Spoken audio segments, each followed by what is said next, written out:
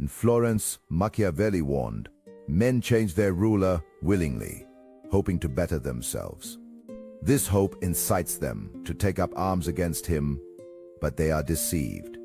Niccolo Machiavelli. Chapter 1. The Invisible Leash.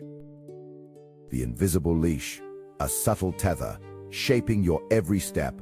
Understand its unseen grip, or remain a puppet to forces you cannot even perceive. They tell you freedom is earned. They say control is overt, a boot on your neck, a chain you can see. This is a lie. As Cesare Borgia understood, the most potent chains are those you never feel tighten, the ones you mistake for comfort. You are not fighting obvious enemies. You are bleeding from unseen wounds. Your choices shaped by invisible hands, your will slowly, silently eroded. Right now, you are tethered. You are leaking power. The world wants to put an invisible leash on you. It wants to dictate your reactions, manage your expectations, and drain your capacity for independent thought. This isn't about grand conspiracies or movie villains. This is about the subtle manipulations woven into daily interactions, the silent signs someone is pulling your strings, moment by moment. They don't need to bark orders, they just need to make you believe their leash is your own path. Watch what happens when you attempt to assert a boundary. Observe how they shift, how their language changes, how their demands become veiled suggestions. They don't confront, they coerce, they don't command. They coerce, they don't command. They subtly redirect. Your energy dissipates, your focus fractures. You become reactive, not proactive, always responding to their unspoken agenda. This constant state of defense wears you down, leaving you exhausted and compliant. Think about the friend who always needs your help, but never offers theirs. Consider the partner whose happiness always seems contingent on your sacrifice. These are not acts of love or friendship. They are acts of subtle acquisition. They are taking your time, your emotional bandwidth, your very self, without ever asking directly. They feed on your compliance. They thrive on your unspoken obligations. Here's how you identify the early signals. Pay attention to how often you find yourself adjusting your plans, your mood, or your truth to accommodate another person's unspoken desires. Notice the feeling of obligation that settles over you when they communicate. It's not a request. It's an expectation wrapped in a soft glove. They create a constant low hum of guilt, a quiet pressure that steers you exactly where they want you to go. If you confront them with this feeling, they will deny it. They will gaslight you into believing you are sensitive, selfish, or paranoid. But if you quietly observe their consistent patterns of behavior, there's nothing they can say to erase the truth of their actions. They set traps, they bait you with approval or guilt. They watch you walk into their controlled environment, believing it's your own choice. Marcus Aurelius, the philosopher-emperor, wrote about the importance of recognizing what is truly in your control versus what is external. What he understood is that control begins in the mind. If you surrender your internal landscape to the whims and pressures of others, you have already handed them the leash. Your thoughts, your reactions, your emotional state. These are your last bastions of sovereignty. When someone seeks to control you, they are trying to invade that inner citadel. They want to manage your perceptions. They want to manage your self-worth. They want to manage your very definition of reality. This is why they whisper doubts, project their insecurities onto you, and subtly undermine your confidence. They need you to question your own judgment so that you will lean on theirs. They need you off balance, constantly seeking their approval, perpetually unsure. Recognizing these silent signs is your first weapon. It's the moment you stop being a puppet and start seeing the strings. It's the awakening to the fact that you are not simply experiencing life, you are being managed. you are being steered. But there's another subtle trap, one that often masquerades as concern. What is it? Chapter 2. Your drain network. Your network, your very lifeblood.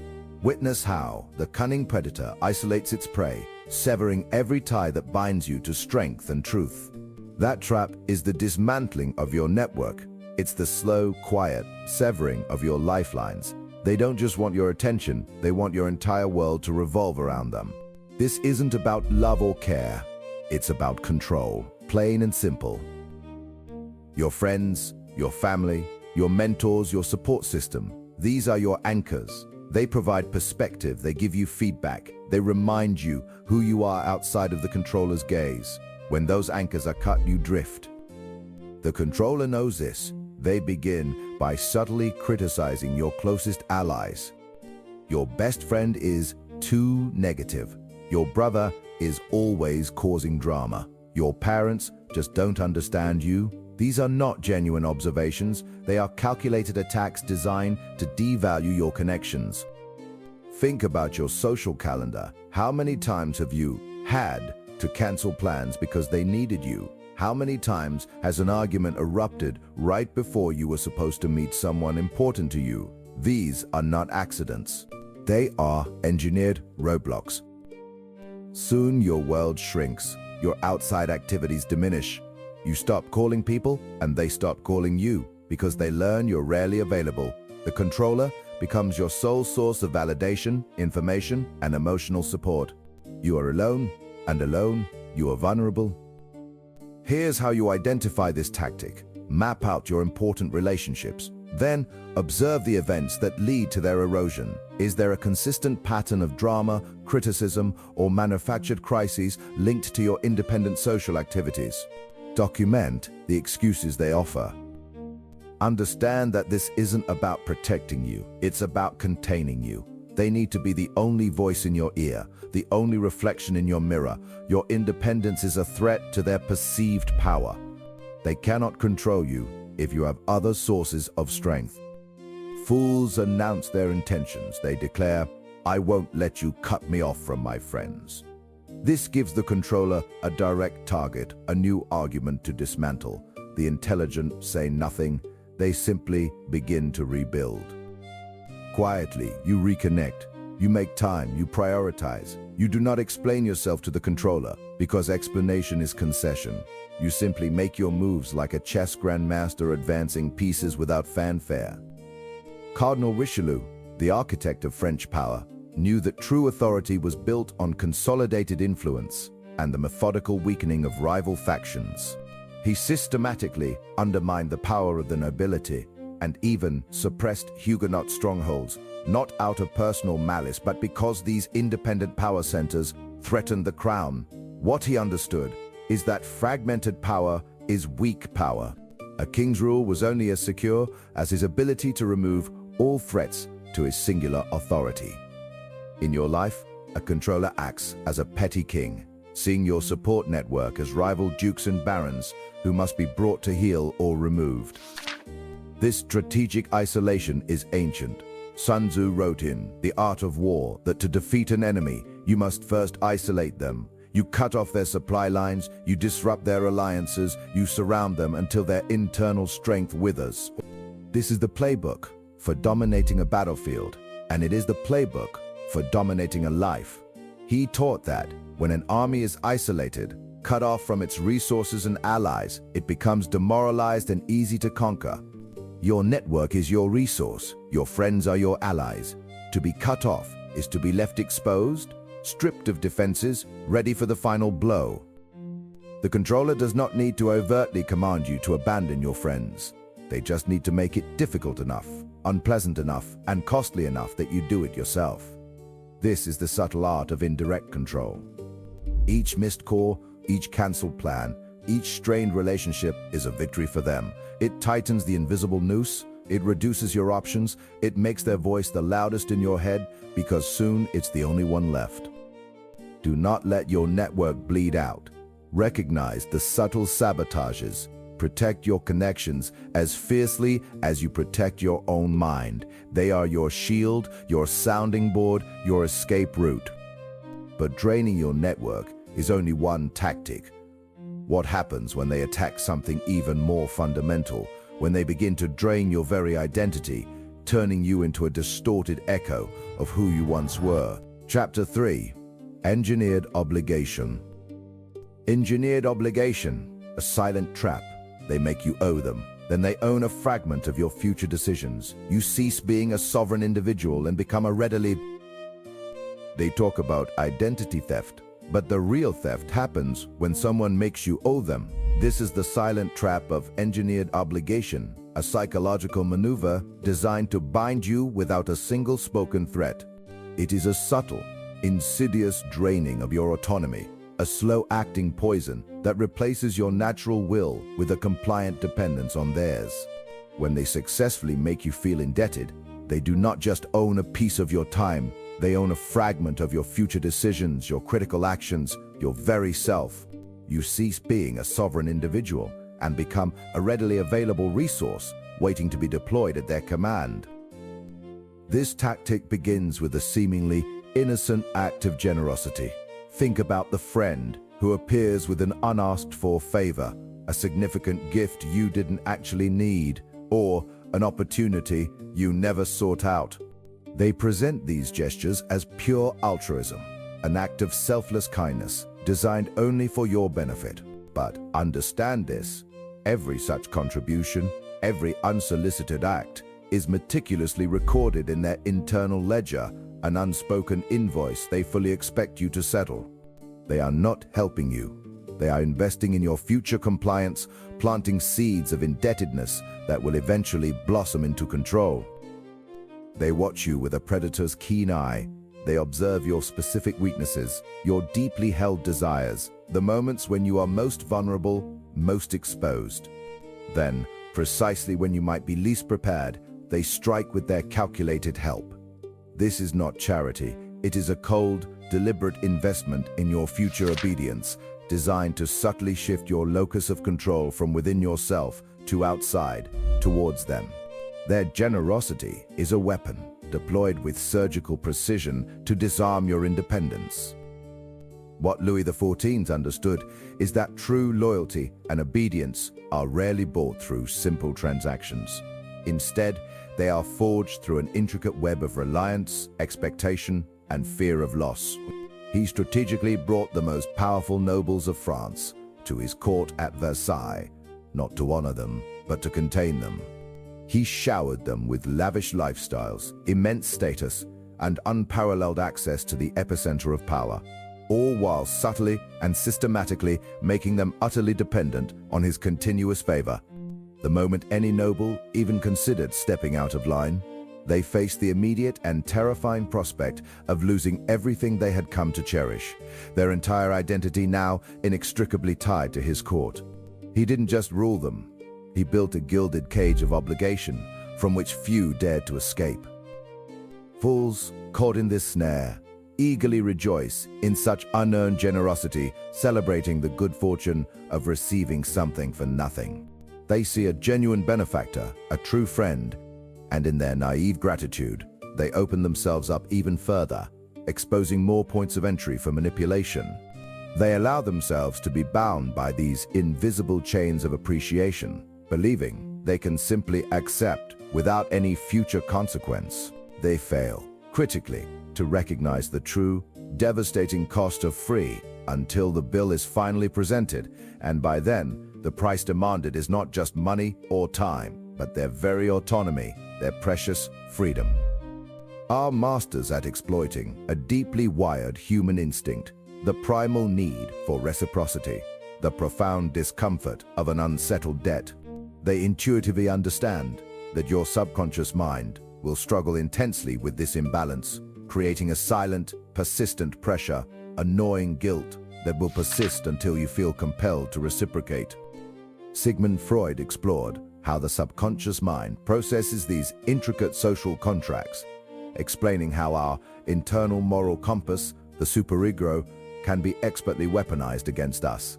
This isn't merely about conscious thought or rational calculation. It's a powerful, primal, psychological pull to restore balance, to make things even, specifically to avoid the deeply ingrained internal shame of being perceived, even by yourself, as an ingrate.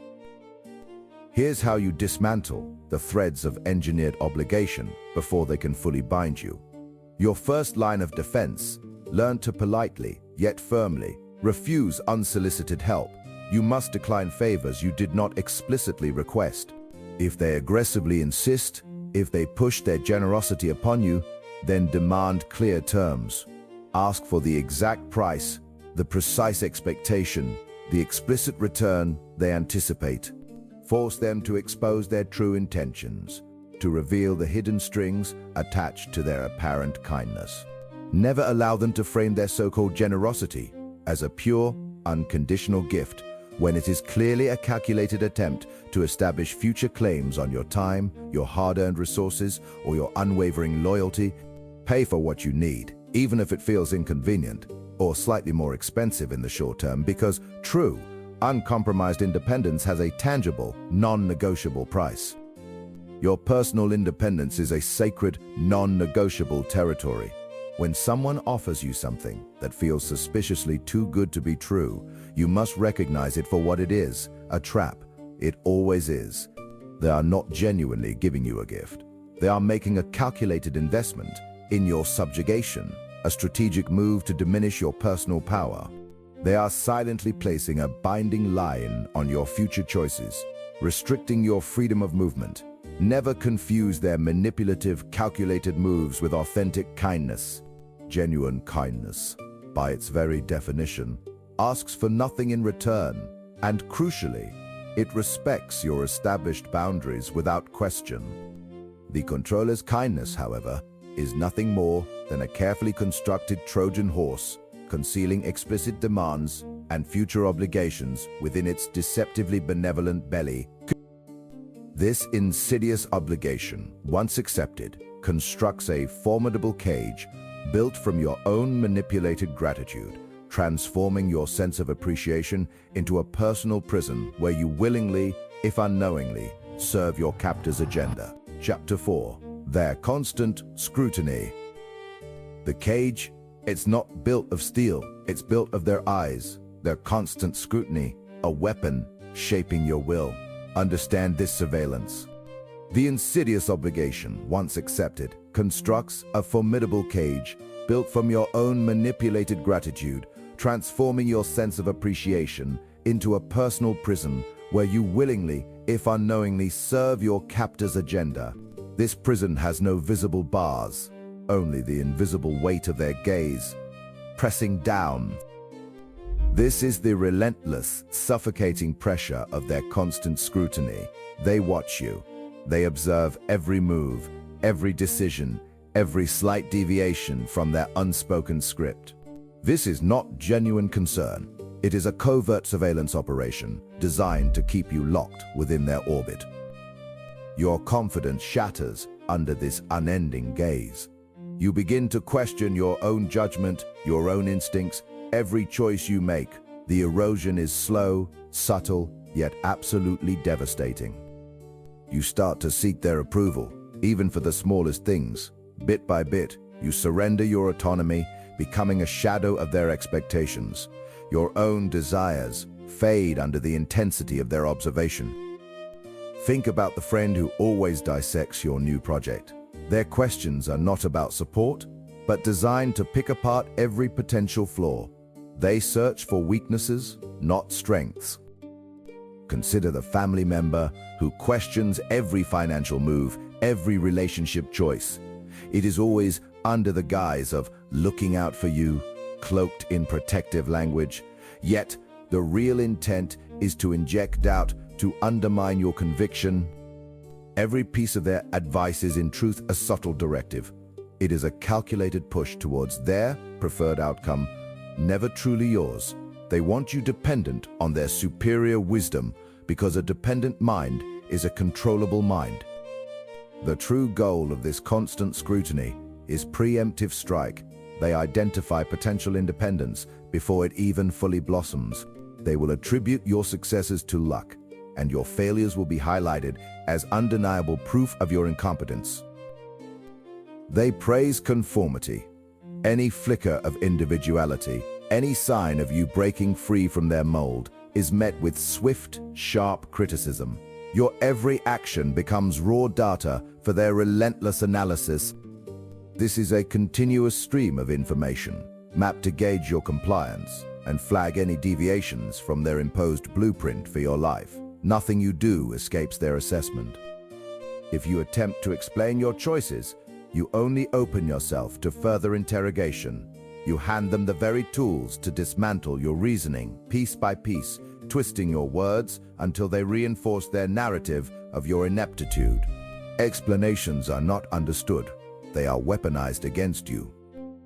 But if you simply act, if you move with decisive, unflinching silence, their scrutiny finds no purchase. They cannot argue with a fait accompli. They can only react, powerless against what has already been done, already decided. Your silence denies them the leverage of your explanations, of your justifications. It strips them of the opportunity to pick apart your words, leaving them with nothing to attack but your undeniable results. Ivan the Terrible, Russia's first Tsar, understood this profoundly. He maintained absolute rule not just through public displays of brutal force, but through the psychological burden of perpetual surveillance. His operniki were a network of secret police, monitoring everyone, ensuring that the fear of being watched chilled independent thought and action to its core. What he understood is that self-censorship, born from the belief of constant observation, forges the strongest chains. This obsessive focus on you, however, reveals more about the controller than it does about your supposed flaws. Friedrich Nietzsche warned that he who fights with monsters might take care lest he thereby become a monster. And if you gaze long enough into an abyss, the abyss will also gaze into you. The controller, by endlessly scrutinizing your life, projects their own deep insecurities and their desperate need for order onto you. They see chaos where you desire freedom, and they attempt to reshake you in their own restrictive image. The danger is that you internalize their gaze, becoming your own harshest critic, self-policing your desires to fit their suffocating mold. You become complicit in your own containment, an unwitting jailer. This constant monitoring, this invasive gaze, often bleeds seamlessly into another subtle yet potent weapon in their arsenal. It is a trap that uses your own deep-seated human desire for validation against you. What is this hidden pressure they employ to keep you bound? Chapter 5. The Shifting Target. The shifting target, a maddening game, isn't it? They define the rules, then rewrite them in mid-play, will expose their strategy and your unwitting participation. This hidden pressure is the constant, impossible dance of the shifting target. They move the goalposts. They deny what they said. They rewrite history, twisting facts and memories until you question your own sanity. This is gaslighting, a deliberate strategy to dismantle your reality piece by agonizing peace. They sow the seeds of doubt, then harvest your certainty, leaving you adrift and desperate for their interpretation of truth. Watch what happens when you try to meet their demands. You strive for a specific outcome, you pour your energy into achieving their stated desires. The moment you are close, the moment you believe you have finally understood, the target moves. The criteria change. The promise evaporates. What was once acceptable is now insufficient, replaced by a new, impossible standard you were never informed about. This tactic obliterates your confidence.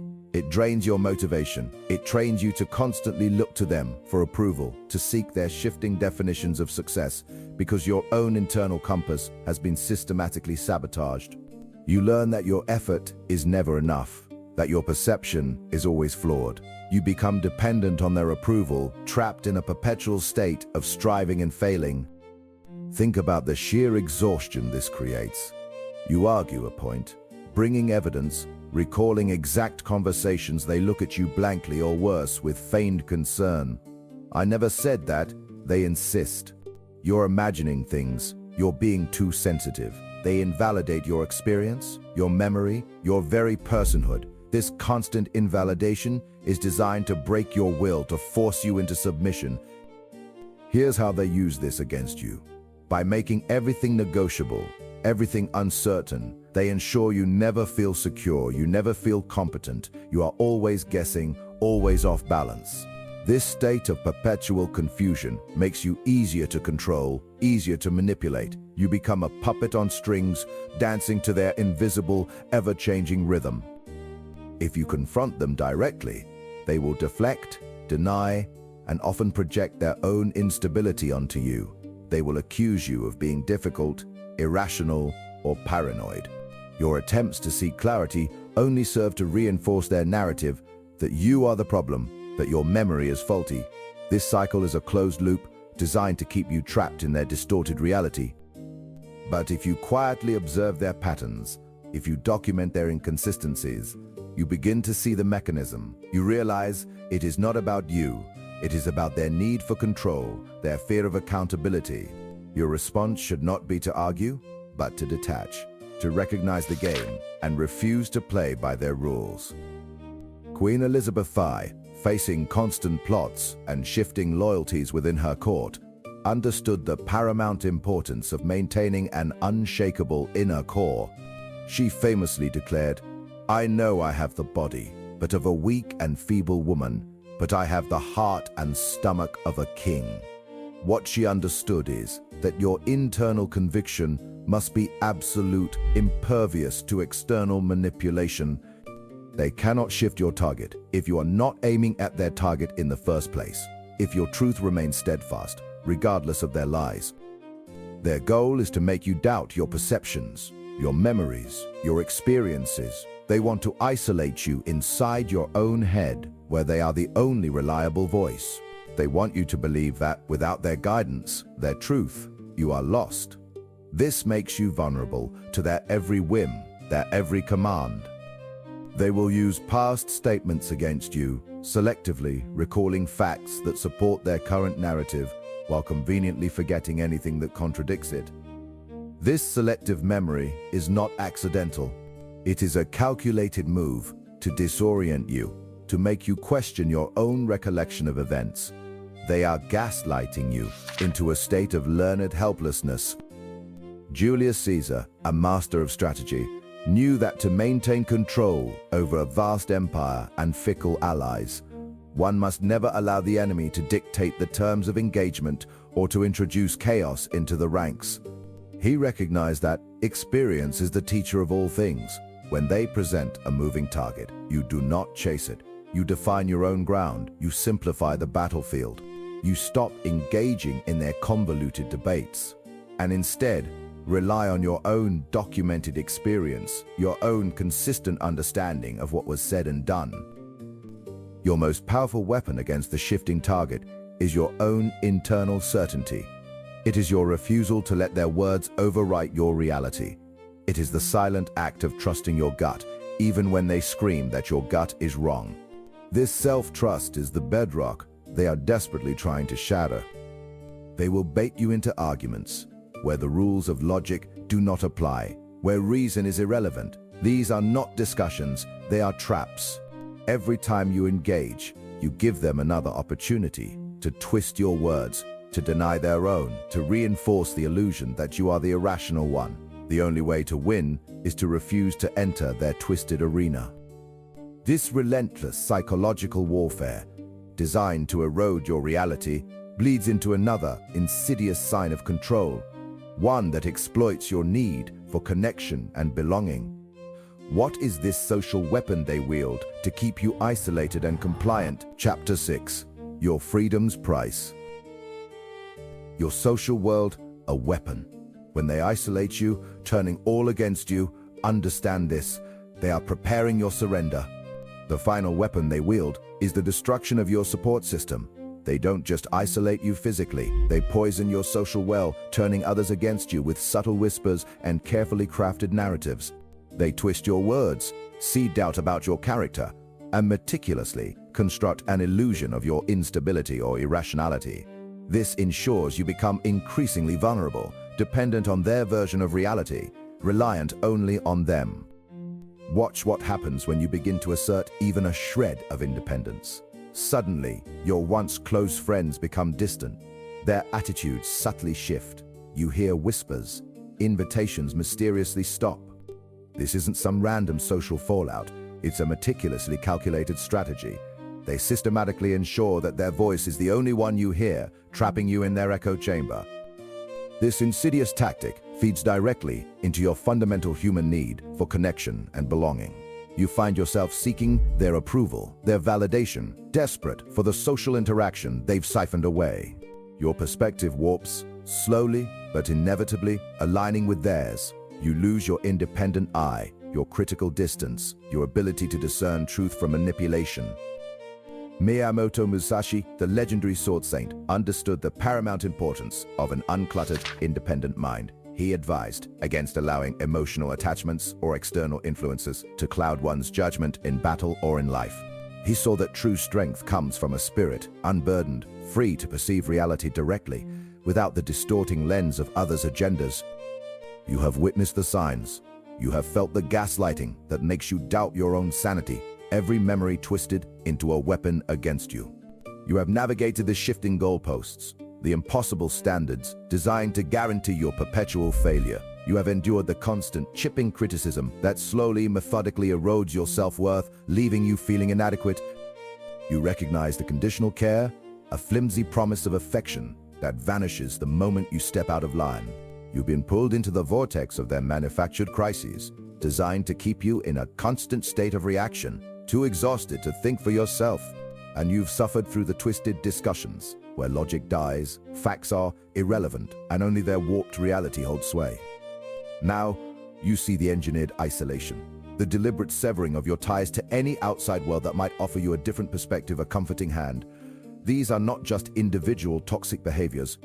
They are a cohesive, deliberate system, a relentless siege against your very being, your identity, your soul. They construct a cage around your mind brick by careful brick. They then convince you this cage is actually a form of protection, a necessary boundary, or even an act of profound love. But make no mistake, it is a prison, a carefully disguised dungeon, built to contain your spirit. They want you utterly powerless. They want you perfectly compliant. They want you to believe, with every fiber of your being, that their voice is the ultimate truth, the only truth that matters. This is the chilling, ultimate objective behind every silent sign of control you have endured. The stark choice is now undeniably upon you. You can continue to exist within their meticulously crafted narrative, a passive pawn on their board, living a life dictated entirely by their fleeting whims and insatiable needs. You can accept the heavy, invisible chains that bind you. Or you can see them. You can see these invisible bonds for precisely what they are, instruments of subservience designed to steal your will, your ambition, your essence. This moment of brutal, unvarnished recognition is the first, the most agonizing, and the most vital step towards reclaiming your freedom. The cold architect of power understood that true authority often demands a ruthless severance of ties. He wrote that a prince ought to consider how to avoid hatred, but if he cannot, he must not hesitate to incur it. What he understood is that your departure will be seen as an injury, and they will fear your independence. Understand this deeply. Your burgeoning autonomy will be perceived by them as an existential threat. Your freedom will be interpreted as nothing less than an act of war, a direct challenge to their dominion. They will not simply let you go. They will fight to keep their grip. They will escalate their tactics. They will deploy every emotional weapon, every manipulation, every guilt trip in their extensive arsenal. Expect desperate pleas, furious accusations, tearful begging, and a cascade of manufactured emergencies designed to drag you back into the twisted gravity of their influence. Ignore their pleas, sever the ties, silence their noise, burn the bridges to ash, reclaim your mind, reclaim your time, reclaim your very existence. There is no other path to your freedom. This is the price.